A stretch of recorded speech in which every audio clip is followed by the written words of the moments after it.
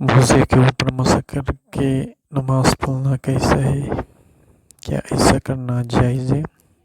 صحیح بخاری حدیث نمبر 387 ترجمہ: ہم سے ادم بن ابی ایاس نے بیان کیا، کہا ہم سے شعبہ نے اعمش کے واسطے سے، اس نے کہا کہ میں نے ابراہیم نغمی سے سنا، وہ حمام بن حارث سے روایت کرتے تھے، انہوں نے کہا کہ میں نے جریر بن عبداللہ کو دیکھا، انہوں نے پیشاب کیا، پھر وضو کیا اور اپنے موزوں پر مسح کیا، پھر کھڑے ہوئے اور موزوں سمیت نماز پڑھی۔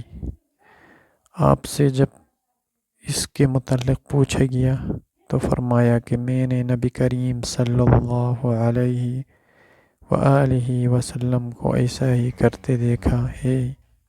ابراہیم نامی نے کہا کہ یہ حدیث لوگوں کی نظر میں بہت پسندیدہ تھی، کیونکہ جریر رضی اللہ تعالیٰ عنہ آخر میں اسلام لائے تھے۔ اس کا مطلب یہ کہ موزہ جو ہے چمڑے کا موزہ، اس کے اوپر مسح کرنا چاہیے۔